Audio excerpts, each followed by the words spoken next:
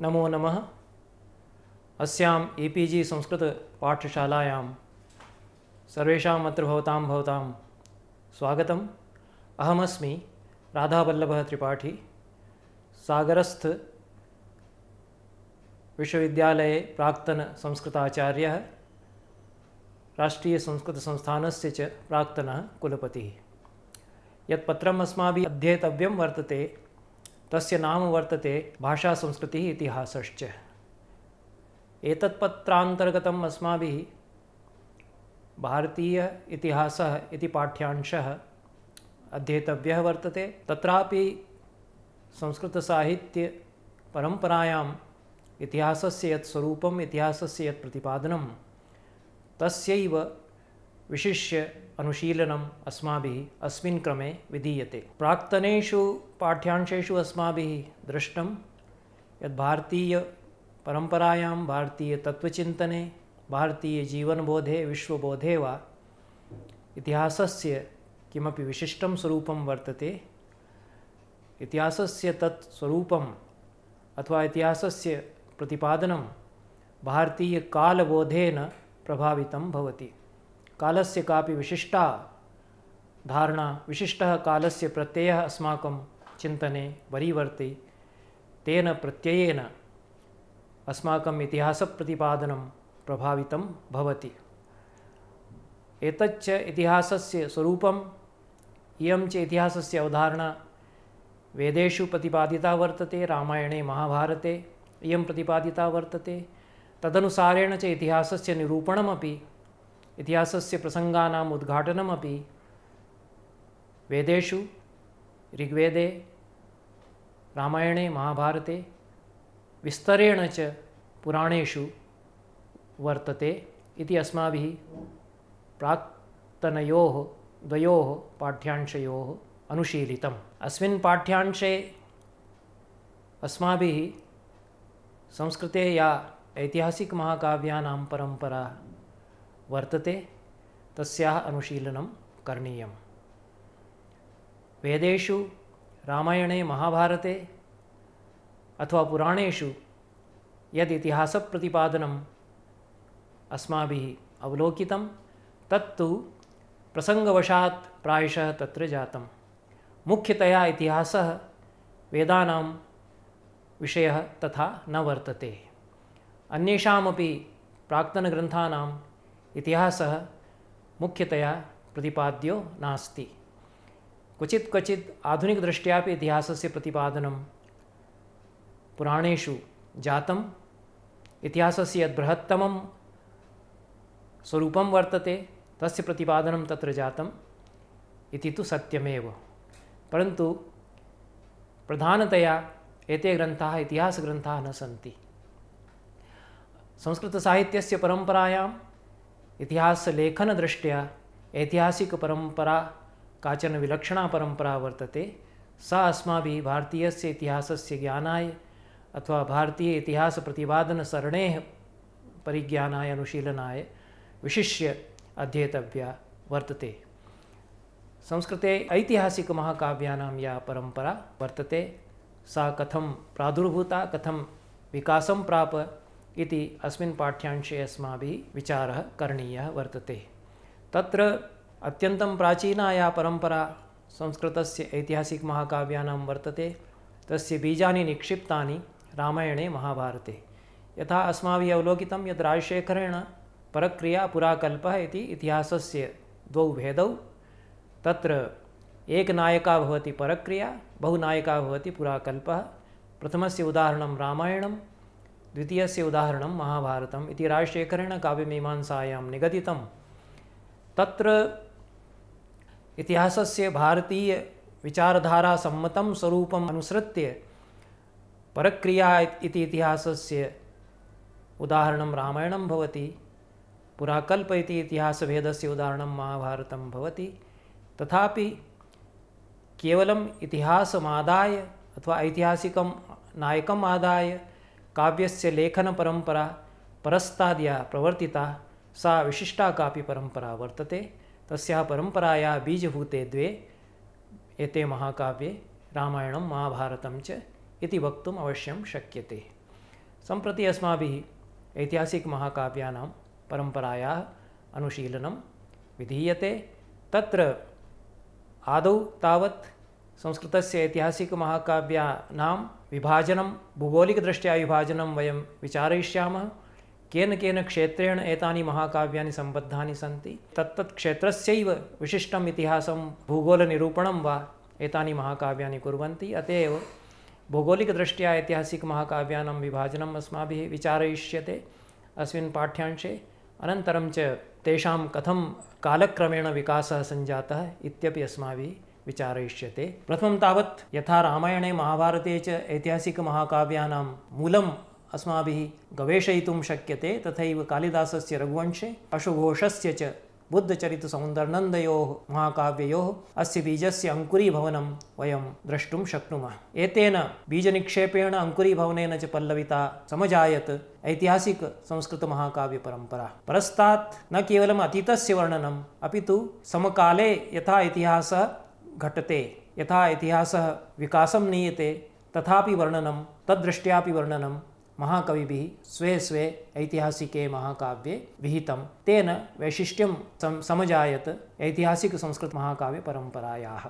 यतोहि यस्य राज्ञः आश्रये कश्चन कविः कवयति, स्वकीयं महाकाव्यं लिखति, तस्य वर्णनं करोति, प्रत्यक्षद्रष्टमपि वर्णनं करोति, तेन इतिहासस्य लेखने किमपि वैशिष्ट्यं प्रादुर्भूतम्। सम्प्रति ऐतिहासिकमहाकाव्यानां भौगोलिकदृष्ट्या विभाजनं विचारयामः। संस्कृते ऐतिहासिकमहाकाव्यानि नानाक्षेत्रेषु विरचितानि। यतोहि संस्कृतं नाम क्षेत्रविशेषस्य भाषा नासीत्, समग्रस्य राष्ट्रस्य भाषा इयम् आसीत्। सर्वेषु प्रदेशेषु क्षेत्रेषु वा संस्कृतकवयः आसन्, ते कवयन्ति स्म। अत एव क्षेत्रविशेषस्य तत्र प्रतिफलनं भवति। यस्मिन् क्षेत्रे निवसन् कश्चन कविः कवयति, तस्य रचनायां तत्तत् क्षेत्रविशेषं परिलक्ष्यते। समग्रमपि भारतं संस्कृतमहाकाव्येषु, ऐतिहासिकमहाकाव्येषु वा परिलक्ष्यते, यतोहि संस्कृतं समग्रस्य भारतस्य भाषा। किन्तु क्षेत्रविशेषसम्बद्धत्वेन ऐतिहासिकसंस्कृतमहाकाव्यानां विभाजनं कर्तुं शक्यते। तद्भवन्तः अत्र अवलोकयन्तु। कश्मीरदेशीयानि महाकाव्यानि, मध्यदेशीयानि महाकाव्यानि, तृतीयं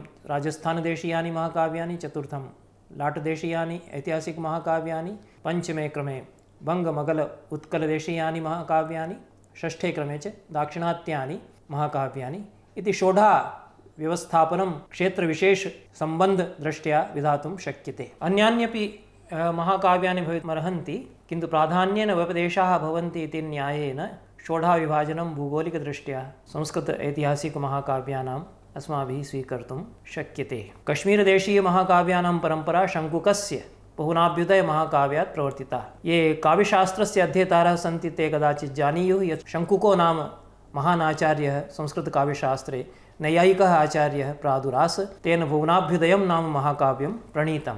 तद्महाकाव्यं तु न उपलभ्यते, विलुप्तं, किन्तु तस्य उल्लेखाः प्राप्यन्ते। एतद् महाकाव्यं काश्मीरदेशनिवासिना शङ्कुकेन रचितं। राजतरङ्गिणी कश्मीरदेशस्य संस्कृतमहाकाव्यानां परम्परायाम्, ऐतिहासिकमहाकाव्यपरम्परायां वा मुकुटायमाना वर्तते। मध्यदेशीयमहाकाव्यानां परम्परायां नवसाहसाङ्कचरितम् इदं प्रथमतया कीर्त्यते। एवं बङ्गदेशे रामपालचरितादीनि, दक्षिणेषु च मूषिकवंशसालुवाभ्युदय इत्यादीनि महाकाव्यानि विरचितानि। एतेषु तत्तत् क्षेत्रस्य इतिहासः सविस्तरं विवृतिं प्राप्तवान्। इयं या ऐतिहासिकसंस्कृतमहाकाव्यानां परम्परा वर्तते, सा प्रायशः सार्धसहस्राब्दावधौ प्रसृता वर्तते। नैकानि महाकाव्यानि अस्याः विलुप्तानि। उपलब्धानां महाकाव्यानाम् आदशमशतकात् आपञ्चदशाच्च शतकात् विरचितानां विवरणम् अस्माभिः अस्मिन् पाठ्यांशे प्रदीयते। यतोहि विस्तरभयात् 15 शतकात् परवर्तिनां महाकाव्यानाम् अत्र विवरणं दातुं नैव शक्येत। तत्र आदौ तावत् नवसाहसाङ्कचरितम्। एतद् महाकाव्यम् अष्टोत्तरसहस्रतमे क्रिस्तब्दे विरचितं। मुञ्जः 93-900 993 क्रिस्तब्दे निधनम् उपगतः। तस्य मृत्युना महाकविः पद्मगुप्तः नितरां खिन्नो अभवत्। मुञ्जे निधनमुपागते सिन्धुराजो राजपदमवाप। अयं सिन्धुराजोऽपि 9उत्तरसहस्रतमे क्रिस्तब्दे कालकवलितः सञ्जातः। अतस्तत्पूर्वं महाकाव्यमिदं प्रायशः 5उत्तरसहस्रतमं क्रिस्तब्दं परितो वा विरचितं स्यादिति सुकरम् अनुमातम्। कथं स्वकीयस्य अग्रजस्य मुञ्जस्य निर्घृणं वधं प्रतिशोधयामास नायकः इति मुख्यः अत्र वर्ण्यविषयः वर्तते। किन्तु तेन सहैव विविधाः शत्रवः कथं सिन्धुराजेन पराजिताः, हूण बागड मुरल लाट कर्णाटकेषु अस्य विजयः तेन पद्मगुप्तपरिमलेन वर्णितः। तत्क्रमेण विविधानां प्रदेशानां विविधानां राज्ञां शत्रूणां च वर्णनं नवसाहसाङ्कमहाकाव्ये अनेन महाकविना कृतं। केचन ये प्रसङ्गाः अस्मिन् महाकाव्ये वर्णिताः अथवा इतिहासस्य याः घटनाः अस्मिन् महाकाव्ये काश्चन तेन उद्घाटिताः, तेषां घटनानां तेषां प्रसङ्गानां वा पुष्टिर्भवति शिलालेखेभ्यः अन्येभ्यो वा प्रमाणेभ्यः। 12शे शतके अस्य महाकाव्यस्य परमारवंशभवानां भूपानां वंशावली महाकविना प्रदत्ता। सा वंशावली तेषां च राज्ञां वर्णनम् इतिहासस्य अनुशीलने उपादेयः वर्तते। नैकाः अतिमानवीयाः घटनाः प्रसङ्गाः वा अवश्यम् अत्र समावेशिताः। आधुनिकेषु विद्वत्सु विश्वम्भर साहाय्यपाठकस्य मतम् अत्र विचारसहं वरीवर्ति यत् काल्पनिकानि प्रतीयमानान्यपि यानि यानि वृत्तानि पद्मगुप्तेन वर्णितानि तत्र साङ्केतिकरूपेण प्रतीकात्मकतया वा ऐतिहासिक्यः एव घटनाः स्फोरिताः। यथा नायकस्य पाताललोकयात्रा नागकन्याया च विवाहः कविना अत्र वर्णितः, तेन वस्तुतः नागवंशीयैः राजभिः तस्य सम्बन्धं कविः सूचयति। एतत् प्रथमम् ऐतिहासिकं महाकाव्यं परिगण्यते संस्कृतस्य ऐतिहासिकमहाकाव्यपरम्परायां, यतोहि एतत् प्राक् यानि महाकाव्यानि ऐतिहासिकमहाकाव्यपरम्परायां विरचितानि तानि नोपलभ्यन्ते। द्वितीयं यद् महाकाव्यम् अत्यन्तमेव महत्त्वपूर्णं महाकाव्यं नवसाहसाङ्कचरितादनन्तरं प्राप्यते तद्वर्तते महाकवेः बिल्हणस्य विक्रमाङ्कदेवचरितम्। अस्य विक्रमाङ्कदेवचरितमहाकाव्यस्य रचना बिल्हणेन 83-सहस्रतमाद् वर्षादारभ्य नवोत्तराशीति-सहस्र ख्रीष्टाब्दवर्षं यावत् विहिता स्यात् इति अनुमीयते। 1083 वर्षादारभ्य 1089 वर्षं यावत् अस्मिन् अवधौ महाकाव्यमेतद् विरचितं स्यात्। अत्र 18 सर्गाः सन्ति, तेषु चालुक्यनृपतेः विक्रमादित्यषष्ठस्य चरितं सविस्तरं महाकविना वर्णितं। विक्रमादित्यषष्ठस्य शासनकालः वर्तते 870-सहस्रतमात् ख्रीष्टाब्दादारभ्य 17-1100 ख्रीष्टाब्दं यावत्। तो बिल्हणेन न केवलम् एष कालखण्डः सजीवं स्फुरन्निव प्रत्यक्षतां नीतः स्वकीयैः प्रतिभाप्रभाभास्वरैः प्रभविष्णुभिर्वचनैः वर्णनैर्वा, अपि तु चालुक्यवंशभवाः भूपाः अपि तेन परिचायिताः वर्णिताः। विशिष्य च नायकस्य पितुः अग्रजस्य अग्रजानुजयोर्वा चरितानि विशद्य तेन स्फोरितानि। शिलालेखेषु चालुक्यस्य राज्ञो विक्रमादित्यषष्ठस्य वर्णनं प्राप्यते। तत्रासौ रामेण सदृशः प्रतिपादितः। वस्तुतः अत्यन्तमेव प्रतापी महाराजः अयं बभूव विक्रमादित्यषष्ठः। विक्रमादित्यसदृशः एव विदुषां प्रियः कवीनां वल्लभः अयम् आसीत्। याज्ञवल्क्यस्मृतेः मिताक्षरया टीकया नितरां प्रसिद्धिं प्राप्तः विज्ञानेश्वरः अस्य राजसभायां निवसति स्म।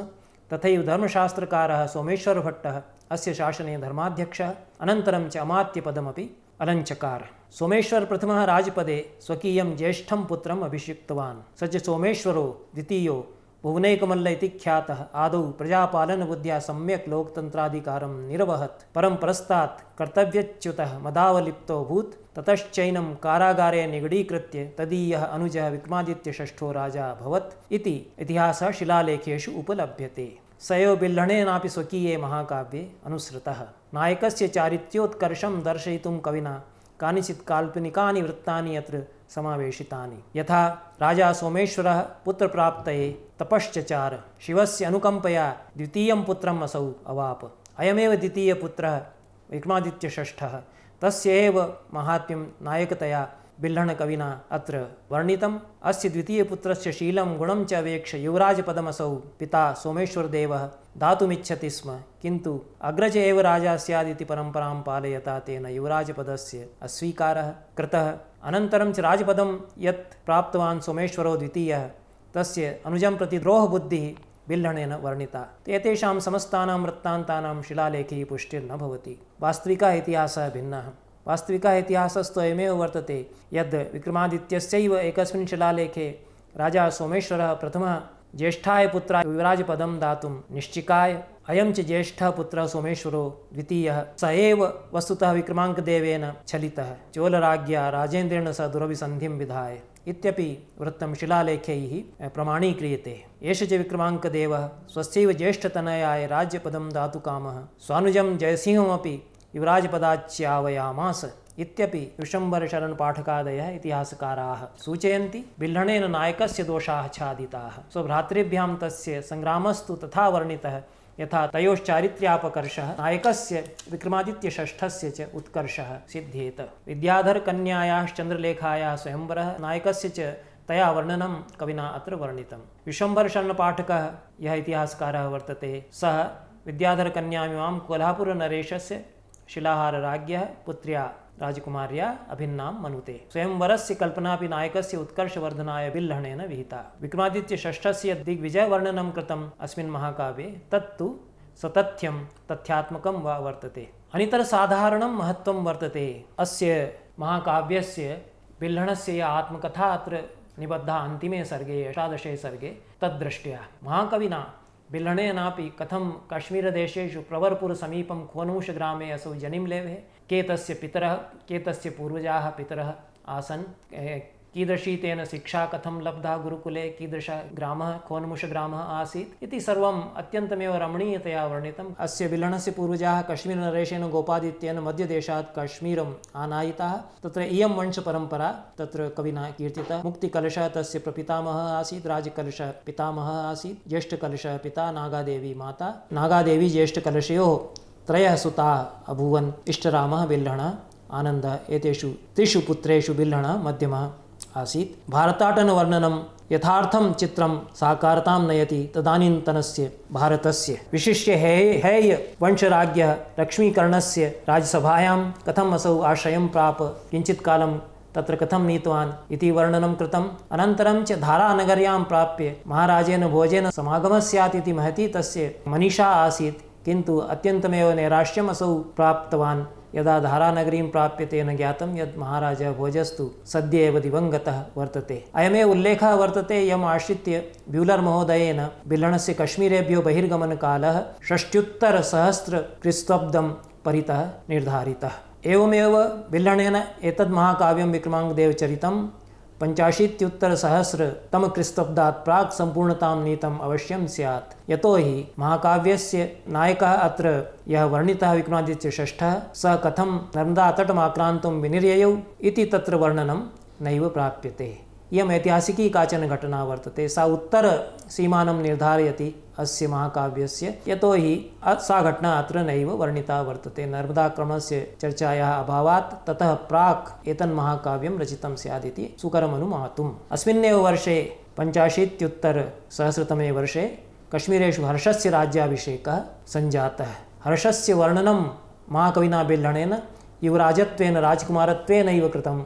तस्य राजपदप्राप्तिः तेन नैव वर्णिता। उभौ अपि तस्य परिचितौ महाराजः कलशः, अयं च युवराजः हर्षः। तेन इतिहासस्य नानापक्षाः कश्मीरस्य इतिहासः, तथैव मध्यदेशस्य इतिहासः, तथैव च कर्णाटकस्य इतिहासः विक्रमाङ्कदेवचरितमहाकाव्येन ज्ञातुं शक्यते। यद्यपि नायकस्य गौरवोत्कर्षाय कानिचित् तथ्यानि बिल्हणेन कल्पनया रञ्जितानि, किन्तु अनेकानाम् ऐतिहासिकघटनानां सतथ्यं ज्ञानम् अनेन महाकाव्येन भवति। तथा हि चालुक्यवंशस्य आद्य नृपतेः तैलपस्य यस्य कालः वर्तते 10th शतकस्य उत्तरार्धं, राष्ट्रकूटराजभिः तस्य युद्धं,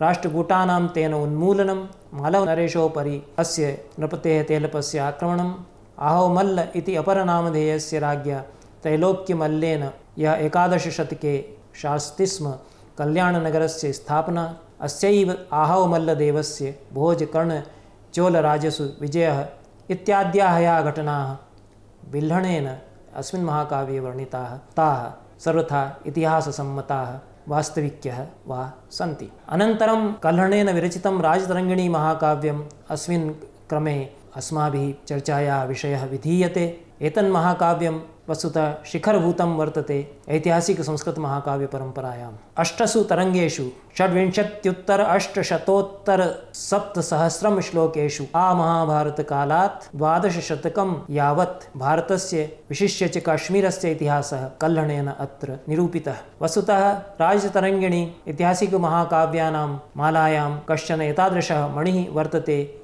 येन ऐतिहासिकमहाकाव्यविधायाः मानदण्डः निर्धारितः स्थापितो वा। अस्माभिः पूर्वस्मिन् पाठ्यांशे पुराणेषु इतिहासविवेचनस्य चर्चा विहिता। तत्र कश्मीरेषु विरचिते नीलमतपुराणे कश्मीरदेशस्य इतिहासः प्रतिपादितः इति सूचितं। वस्तुतः कश्मीरदेशे इतिहासलेखनस्य परम्परा अतिप्राचीना वर्तते। अस्यामेव परम्परायाम् 11 शतके क्षेमेन्द्रेण नृपावली नाम्ना कश्मीरदेशीयानां राज्ञां वंशपरम्परापरिचायकं काव्यं विरचितम् आसीत्। सम्प्रति तत् काव्यं नृपावली इति संज्ञितं नैव प्राप्यते। किन्तु क्षेमेन्द्रस्य एतन्महाकाव्यं तथैव नीलमतपुराणं च एतद्वयमपि महाकविना कल्हणेन परिशीलितम् आसीत्। अन्यान्यपि तस्य स्रोतांसि सन्ति। राजतरङ्गिण्याः प्रथमे तरङ्गे युधिष्ठिरस्य शासनकालादारभ्य 75 राजानो वर्णिताः। तेषु कश्मीरनृपतिः गोनन्दः प्रथमः। द्वितीये तरङ्गे षण्णां राज्ञां चरितं 92-100 वर्षेषु प्रसृतं प्रख्यापितं। तृतीये तरङ्गे गोनन्दवंशजानां 10 राज्ञां शासनकालः 37-500 वर्षावधिः वर्णितः। अस्य वंशस्य अन्तिमं राजानं बालादित्यं यावत् इतिहासम् असौ प्रथयति। चतुर्थे तरङ्गे 60-200 वर्षाणाम् इतिहासः 17 नृपाणां चरितानुकीर्तनेन उपस्थापितः। पञ्चमे तरङ्गे अवन्तिवर्मणः राज्ञाः सुगन्धायाः शङ्करवर्धनस्य च राज्ञो विस्तरेण चरितानि कीर्तितानि। तो एते कश्मीरभवाय भूपाः तेषां विस्तृतं चरितं कल्हणेन प्रामाणिकतया यतोहि स्वपितृपरम्परया यथा ज्ञातं यथा श्रुतं तेन प्रामाणिकतयैव निबद्धम्। अत्र कल्हणस्य इतिहासपरिज्ञानप्रामाणिकता निकषोपलपरीक्षणेन अवितथा सिद्ध्यति। 6, 7, 8 तरङ्गेषु तु प्रायः प्रत्यक्षदृष्टानि वृत्तानि तेन हस्तामलकवन् निरूपितानि। महमूद गजनेः आक्रमणस्य उल्लेखः तेन विहितः। राज्ञो हर्षस्य शासनकाले 89-100 वर्षात् प्रारभ्य 1,1100 वर्षं यावत् अस्मिन् कालावधौ प्रसृतं यद्वृत्तं वर्तते तत्तु कल्हणेन यथा दृष्टं तथा एव 1400 श्लोकेषु चित्रितम्। एतावान् विस्तारः अस्य महाकाव्यस्य वर्तते। कल्हणेन नैकेषां राज्ञां शासनकालस्य नानाघटनाः युद्धानि तेषां नितरां घृणितानि कृत्यानि निर्द्वन्द्वं वर्णितानि। नराधमस्य नरनाम्नो नरपतेः निर्घृणता मिहिरकुलस्य पैशाचिककृत्यानि द्वितीयनरस्य नानालीलाः मुक्तापीडापरनामधेयस्य ललितापीडस्य कान्यकुब्जं यावद् विजययात्रा जयापीडस्य व्याकरणमहावैदुष्यं यशस्करस्य यशः सुरभिः कलशस्य कलुषितानि कार्याणि हर्षस्य उत्थानम् अत्यन्तं निर्घणं च पतनं सर्वं रोमाञ्चकरं वृत्तं कल्हणेन यथा दृष्टं यथा वृत्तं प्रामाणिकतया संकीर्तितं। काचन विशिष्टैव इतिहासदृष्टिः कल्हणस्य वर्तते यथा मया उक्तम्। इयं दृष्टिः वर्तते निर्वेदभावेन तटस्थभावेन च इतिहासस्य प्रस्तुतीकरणम्। अतएव शान्त एव रसः मूर्ध्नि तिष्ठति इति असौ कथयति। अयं श्लोकः मया उद्धृते राजतरङ्गिण्याः। कल्हणः कथयति क्षणभङ्गिनि जन्तूनां स्फुरिते परिचिन्तिते मूर्धाभिषेकः शान्तस्य रसस्यात्र विचार्यताम्। शान्तरसस्य स्थायी भावः निर्वेदः। अतएव ताटस्थ्यं रक्षन् निर्वेदं रक्षन् कस्मै अपि पक्षपातं नैव प्रदर्शयन् कल्हणः स्वकीयम् इतिहासं व्यरचयत् इति वक्तुं शक्यते। राजतरङ्गिणी एतादृशं महाकाव्यं वर्तते यत् स्वकीयमाहात्म्यात् इतिहासदृष्टेः कारणात् अत्यन्तमेव विपुलस्य इतिहासस्य प्रस्तुतीकरणाद् वा उपजीव्यतां गतं। यथा रामायणं महाभारतं च एतद् काव्ये महाकाव्ये उपजीव्ये स्तः तथैव कल्हणस्य राजतरङ्गिणी अपि संस्कृतस्य ऐतिहासिकमहाकाव्यपरम्परायाम् उपजीव्यतां गता। अयमपि अनतिसाधारणः विशेषः राजतरङ्गिण्याः वर्तते यत् एतादृशं महाकाव्यम् एतद् वर्तते यद् उपजीव्य परवर्तिभिः नैकैः कविभिः अन्याः राजतरङ्गिण्यः निर्मिताः।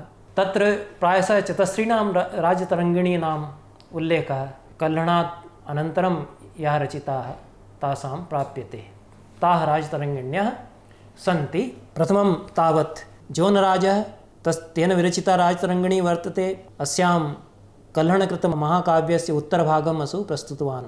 यत्र सुरत्राण अथवा सुल्तान जैनुलाब्दीनस्य शासनकालं यावत् कश्मीरस्य इतिहासम् असौ अद्यतनी कृतवान्। अयं जैनुलाब्दीनः यथा जौनराजेन स्वकीयायां राजतरङ्गिण्यां वर्णितः, तेन इतिहासस्य कश्चन अत्यन्तमेव स्पृहणीयः महत्त्वपूर्णः पक्षः उद्घाटितः भवति। प्रायशः ये तुर्कशासकाः, इस्लाममतानुयायिनः वा शासकाः अस्माकं देशे शासनम् अकुर्वन्, तेषां तथा चरित्रं न वर्तते यथा अस्य जैनुलाब्दीनस्य चरित्रं वस्तुतः आसीत्। अयं जैनुलाब्दीनः सर्वथा देवोपमः, अत्यन्तमेव उदारः, पण्डितानाम् आश्रयदाता, संस्कृतस्य रसिकः। अस्य आश्रये बहूनां संस्कृतकाव्यानां, संस्कृतग्रन्थानां पारसीकभाषातः संस्कृतभाषायां च अनुवादाः अजायन्। सर्वत्र कवयः अस्य यशोगानं, यशस्सुरभिं च विस्तारितवन्तः। एतादृशः अयम् अत्यन्तमेव लोकप्रियः उदारः सम्राट् अभवत् इति जौनराजस्य राजतरङ्गिण्या कश्चन अत्यन्तमेव रमणीयः पक्षः अस्माकम् इतिहासस्य उद्घाट्यते। अनन्तरं च जौनराजस्य या राजतरङ्गिणी वर्तते, ततः पश्चात् अन्याः अपि राजतरङ्गिण्यः याः रचिताः, तासु वर्तते जौनराजस्यैव शिष्यः श्रीवरः आसीत्, तेन तृतीया राजतरङ्गिणी रचिता। तेन अस्यां राजतरङ्गिण्यां चतुर्षु भागेषु 49,1414 वर्षम् आरभ्य 86,1414 क्रिस्त्वब्दं यावत् प्रसृतस्य कालावधेः इतिहासम् असौ श्रीवरः स्वकीयायां राजतरङ्गिण्यां निबबन्ध। अनन्तरं च अस्यामेव परम्परायाम् अस्मिन्नेव क्रमे प्राज्यभट्टः राजावलीपताकां नाम प्रबन्धं प्रणीतवान्। अयं च प्रबन्धः नोपलभ्यते। चतुर्थी राजतरङ्गिणी शुकेन प्रणीता।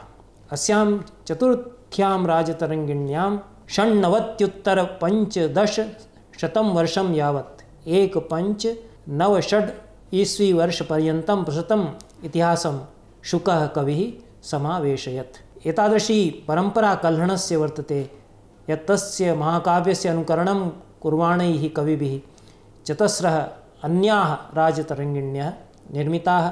अकबरस्य शासनकालं यावच्च भारतीय इतिहासस्य तैः विकासः समुपवर्णितः। पृथ्वीराजमहाकाव्यस्य नायकः चाहमानुकुलनरेशः पृथ्वीराजः। सः शहाबुद्दीन गौरिणा 91,1110 क्रिस्तब्दे पराजितः। महाकाव्यमिदं ततः प्राक् विरचितं स्यात् यतोहि पृथ्वीराजस्य पराजयः अत्र नैव वर्णितः। कश्मीरदेशोद्भवः यः जयानकः अस्य कर्ता मन्यते, सः पृथ्वीराजेन स्वकीयायां राज्यसभायाम् आमन्त्रितः, सम्मानितश्च अभवत्। पृथ्वीराजे नियते अयं पुनः कश्मीरदेशं परावृत्तः इति अनुमीयते। पृथ्वीराजस्य सान्निध्ये निवसता तेन राजानं प्रत्यक्षम् अवलोक्य, तस्य चरितं, तस्य दिनचर्यां प्रत्यक्षम् अवलोक्य यद्यद् अनुभूतं तद् अत्र निबद्धं। 12 सर्गाः अस्य महाकाव्यस्य उपलब्धाः। तेन तत्र पृथ्वीराजस्य विवाहपर्यन्तमेव वृत्तं वर्णितं वर्तते। पूर्णमिदं महाकाव्यं न वर्तते इति वयं वक्तुं शक्नुमः। लोलराजपुत्रेण जौनराजेन अस्य महाकाव्यस्य टीका विरचिता। तया टीकया अस्य महाकाव्यस्य दुरूहाः अंशाः क्वचित् स्फुटीभवन्ति। अस्मिन् महाकाव्ये प्रथमद्वितीयसर्गयोः सूर्यस्य तेजसा चाहमानकुलोत्पत्तिः, एतद्वंशप्रवर्तकस्य चाहमानस्य पुष्करक्षेत्रे समागमनम् इति वृत्तं द्वयोः सर्गयोः वर्णितं। तृतीयचतुर्थसर्गयोः चाहमानस्य अवदानं वर्णितं। तस्य अपत्येषु परं प्रतापी राजा वासुदेवः अभवत्। शाकम्भरी देवी कथम् अनुग्रहं कृतवती एतेषु राजसु इति वृत्तं सर्वं निबद्धं। राजा वासुदेवः कथं तस्य अनुग्रहं प्राप्तवान्, तेन च कथं लवणाशय अथवा सामर्झील इति ख्यातस्य लवणजलाशयस्य निर्माणं कारितम् इति वृत्तमपि जयानकेन अस्मिन् महाकाव्ये स्फोरितम्। अनन्तरं च वासुदेवानन्तरं या वंशपरम्परा चाहमानुकुलस्य वर्णिता, सा इत्थम् अस्मिन् वंशवृक्षे अस्माभिः विलोकयितुं शक्यते। सामन्तराजः, तस्य पुत्रः विग्रहराजः, तदनु चन्द्रराजः, तदनु दुर्लभराजः, तदनु गोवाकः, तदनु चन्दनः, तदनु वाक्पतिराजः, तदनु सिंहराजः, तदनु विग्रहराजः द्वितीयः। अनन्तरं च महतीं वंशपरम्परां जयानकः अत्र वर्णयति। विग्रहराजः द्वितीयस्य अनुजः दुर्लभराजः राजा अभवत्। तदनु गोविन्दराज, वाक्पतिराज, वीर्यराम, वाक्पतिराज द्वितीय इति क्रमेण चाहमानवंशजाः राजानः शासनम् अकार्षुः। एतेषां राज्ञां मालव कान्यकुब्जादिराज्यैः सम्बन्धाः सन्धिविग्रहादयश्च कविना जयानकेन प्रामाणिकम् अत्र वर्णिताः। अपरत्र विग्रहराज द्वितीयस्य अपत्येषु पृथ्वीराजो महायशस्वी सम्राट् संजातः। तस्य तनयः आसीत् अदयराजः। अदयराजस्य अर्णोराजः पुत्रः अभवत्। इमे राजानः कथम् अजयमेरुनगरं यत् सम्प्रति अजमेर इति प्रसिद्धं वर्तते तन्नगरं स्थापयित्वा तत्समृद्धेः कामपि पराकाष्ठां प्रापितवन्तः इत्यपि तथ्यं कविना अत्र विशदं निरूपितं। पञ्चमे सर्गे अस्य महाकाव्यस्य अर्णोराजः तस्य वंशजाश्च वर्णिताः सन्ति। एतेषां तुरुष्कैः युद्धान्यपि कविना वर्णितानि। नवमसर्गात् 12 सर्गं यावत् काव्यनायकस्य पृथ्वीराजस्य चरितं निरूपितं। तस्य बाल्यं यौवनम् अनन्तरं च विवाहः एतावदेव वृत्तं काव्यनायकस्य अत्र विलसति। अनन्तरम् ऐतिहासिकसंस्कृतमहाकाव्यपरम्परायाम् अत्यन्तमेव उल्लेखनीयं महाकाव्यं वर्तते हम्मीरमहाकाव्यम्। अस्य महाकाव्यस्य कर्ता वर्तते जैनकविः नयचन्द्रः।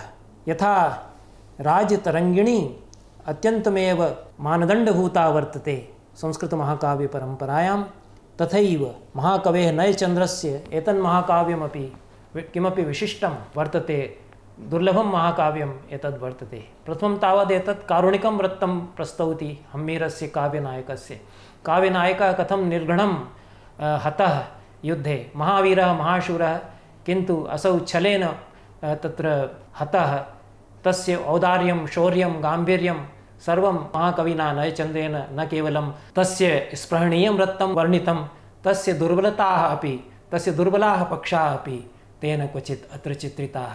अतएव यथा कल्हणः अत्यन्तमेव निर्विण्णभावेन निर्वेदभावेन तटस्थतया वा सर्वं राजनीतेः उत्थानं च पतनं च विलोकयति, तथैव महाकविः नयचन्द्रः काव्यनायकं हम्मीरं वस्तुतः सूक्ष्मेक्षिकया तस्य सर्वं चरित्रं निभाल्य समीक्ष्य यथा तथ्यं प्रस्तौति। अत्यन्तमेव रमणीयं काव्यं वर्तते, कारुणिकमपि वर्तते, मार्मिकं काव्यमेतद् वर्तते। इतिहासपरिज्ञानाय, इतिहासस्य नानावृत्तानाम् उद्घाटनाय अस्य अध्ययनम् अस्माभिः अवश्यं करणीयम्। अनन्तरं च लाटदेशीया ऐतिहासिकमहाकाव्यपरम्परा सा किञ्चित् अस्माभिः विचार्यते। तत्र कुमारपालचरितं महाकाव्यम् आदौ ख्याप्यते। हेमचन्द्राचार्येण एतद् महाकाव्यं विरचितम्। अयं हेमचन्द्राचार्यः कलिकालसर्वज्ञः इति ज्ञायते। नैके अस्य ग्रन्थाः नाना विषयेषु अस्य कर्तृत्वम् अवदानं सुप्रसिद्धं वर्तते। एतत् कुमारपालचरितं द्विसन्धानमहाकाव्यं वर्तते, न केवलम् ऐतिहासिकं महाकाव्यम् अपि तु भाषाद्वयेन विरचितत्वात् द्विसन्धानम् अत्र महाकाव्यम् एतद् वर्तते। अत्र 28 सर्गाः सन्ति, येषु 20 सर्गाः संस्कृते, 8 च प्राकृते निबद्धाः। अत्र हेमचन्द्राचार्येण स्वकीयस्य शिष्यस्य राज्ञः कुमारपालस्य चरितं वर्णितम्। एतदपि कुमारपालचरितस्य वैशिष्ट्यं यद् अन्यानि बहूनि महाकाव्यानि कस्यचित् राज्ञः आश्रयं गतैः कविभिः रचितानि। एतत् तादृशं महाकाव्यं यद् गुरुणा विरचितं, स्वकीयस्य शिष्यस्य चरितं निबद्धता। अनन्तरं च अस्यां परम्परायां लाटदेशीयमहाकाव्यानां परम्परायां बहूनि महाकाव्यानि अस्माभिः प्राप्यन्ते। कुमारपालचरितस्य तु अनितरसाधारणं महत्त्वं वर्तते एव भारतीय इतिहासस्य परिज्ञानाय। यतोहि राजा जयसिंहः कुमारपालस्य पिता, तस्य वंशपरम्परा सर्वा तत्र निरूपिता। किन्तु गुर्जरदेशे वस्तुपालतेजप्पालयोः मात्ययोः महिमा सुविश्रुतः वर्तते। एतौ द्वौ अधिकृत्य बहूनि काव्यानि अस्माभिः प्राप्यन्ते। तेषु हरिसिंहस्य सुकृतसङ्कीर्तनं वर्तते, श्रुतोत्सवमहाकाव्यं वर्तते सोमेश्वरदेव विरचितं, कीर्तिकौमुदी वर्तते सोमेश्वरस्यैव। एवमेव महाकवेः बालचन्द्रस्य महाकाव्यं वर्तते धर्माभ्युदयं। महाकवेः बालचन्द्रस्य वस्तुपालचरितं यद् वसन्तविलासमहाकाव्यं यद् वर्तते, तत्रापि वस्तुपालस्य चरितं महाकविना बालचन्द्रेण निरूपितं। बहूनि महाकाव्यानि वस्तुपालमधिकृत्य अन्यान्यपि वा काव्यानि विरचितानि। बङ्गदेशीयमहाकाव्यानां परम्परायां रामपालचरितं सन्ध्याकरनन्दिनः अत्यन्तमेव महत्त्वपूर्णं वर्तते। एतदपि द्विसन्धानमहाकाव्यं, यतोहि न केवलं रामस्य चरितम् अपि तु राज्ञः रामपालस्य चरितमपि तेन सह अत्र निबद्धम्। अत्र वंशपरम्परा पालवंशराज्ञां या वर्णिता सा अत्यन्तमेव महत्त्वपूर्णा वर्तते। अस्मिन् वंशवृक्षे मया सा निर्दिष्टा, सा अध्ययनविषया वर्तते, अध्येतव्या वर्तते पालवंशस्य विकास इतिहास परिज्ञानाय। दक्षिणदेशीयमहाकाव्येषु मूषिकवंशमहाकाव्यं, प्रथमं महाकाव्यं वर्तते। अतुलकविः अस्य प्रणेता वर्तते। 12शे क्रैस्तवशतके केरलेषु अस्य रचना सञ्जाता। पौराणिकरीत्या 15 सर्गेषु केरलीया राजानः अत्र वर्णिताः। अन्येषु महाकाव्येषु गङ्गादेव्याः मथुराविजयं 14शे शतके विरचितम् अभवत्। षडक्षरी देवस्य महाचोलराजीयं विजयनगरसाम्राज्याश्रितस्य कवेः राजनाथद्वितीयस्य सलुवाभ्युदयं 15शे शतके विरचिते महाकाव्ये वर्तेते। इत्थम् अस्माभिः संस्कृतमहाकाव्यपरम्परायाम् ऐतिहासिकमहाकाव्यानाम् अत्र चर्चा विहिता। अत्र संक्षेपेण एतद् वक्तुं शक्यते यत् देशस्य सर्वेषु प्रदेशेषु एतानि महाकाव्यानि विरचितानि। कानिचित् महाकाव्यानि कश्मीरेषु, कानिचित् मध्यदेशे, कानिचित् राजस्थानेषु, कानिचित् लाटदेशीयानि, कानिचित् बङ्गमगध उत्कलदेशेषु, अन्यानि च दक्षिणदेशेषु। एतेषु महाकाव्येषु तत्तद्देशस्य तत्तत्प्रदेशस्य माहात्म्यं वैशिष्ट्यं वा उद्घाटितं भवति। अज्ञाताः पक्षाः अपि भारतीयस्य इतिहासस्य एतैः उद्घाटिताः भवन्ति। अन्यच्च यद् वैशिष्ट्यं संस्कृतमहाकाव्यानां मया पूर्वं चर्चितं यत् कानिचित् महाकाव्यानि तु तादृशानि वर्तन्ते येषु अत्यन्तमेव ताटस्थ्यभावपुरस्सरं कविना समग्रस्य राजनैतिकस्य उत्थानपतनस्य निरूपणं कृतं। स्वकीयः पक्षपातः, अनुरागः, पूर्वाग्रहो वा तत्र न क्वापि निवेशितः। कलहस्य राजतरङ्गिणी तादृशं महाकाव्यं वर्तते। एवमेव महाकवेः नयचन्द्रस्य हम्मीर महाकाव्यमपि तादृशं महाकाव्यं वर्तते। अपरेषु महाकाव्येषु येषु क्वचित् अतिरञ्जना वर्तते, क्वचित् कल्पना वर्तते, सा वस्तुतः केवलं नायकस्य प्रशंसायै न वर्तते, अपि तु यतोहि नायकः समकालिकः, तस्य प्रतिष्ठा रक्षणीया, प्रजासु तस्य प्रतिष्ठा भवेत् इति किञ्चन उद्देश्यं कवेः वर्तते। तो केवलं चारित्र्योत्कर्षाधानाय प्रशंसायै चाटुकारितायाः भावनया वा नैव प्रशंसा कृता, काल्पनिकं रक्तं नैव तत्र निवेशितम्, अपि तु अस्माकम् अभीप्साः, अस्माकम् आकाङ्क्षाः, अस्माकम् आशाः एतादृश्यः सन्ति। यादृशः नायकः अस्माभिः अपेक्षितः तादृशरूपेण समकालिकं राजानं वर्णयित्वा एतादृशः त्वं भव इति भावना तत्र प्रकटीकृता। अत एव एतेषामपि महाकाव्यानां यत्र क्वचित् अतिरञ्जितं वृत्तं समावेशितं तेषामपि महत्त्वं वर्तते। इयं महती काचन परम्परा संस्कृतमहाकाव्यानाम् ऐतिहासिककाव्यपरम्परायां वर्तते, यत्र नानावर्णाः, नानाविच्छित्तयः स्फुरन्ति। विविधानां राज्ञां, विविधानां वंशानां, विविधानां देशानां च वर्णनम् अत्र प्राप्यते। एतेषां सर्वेषां महाकाव्यानाम् अध्ययनं भारतीयस्य इतिहासस्य परिज्ञानाय अस्माभिः अवश्यं करणीयं। ये अनुसन्धातारः सन्ति तैः एतानि महाकाव्यानि आधृत्य गवेषणा प्रवर्तनीया, येन भारतीय इतिहासस्य अद्यतनीकरणं सम्भवेत्। विस्तरभयात् यथा मया कथितं, केवलम् अस्माभिः दशमशतकात् पंचदशशतकात् विरचितानां महाकाव्यानामेव चर्चा अस्मिन् पाठ्यांशे कृता। संस्कृतस्य ऐतिहासिकमहाकाव्यपरम्परा अतिमहती परम्परा वर्तते। षोडशशतकात् विंशशतकाच्च बहूनि महाकाव्यानि विरचितानि, तान्यपि अत्यन्तमेव महत्त्वपूर्णानि सन्ति। तेषां चर्चा अस्माभिः अग्रिमे पाठ्यांशे करिष्यन्ते। अत्रैव विरमामः। धन्यवादाः।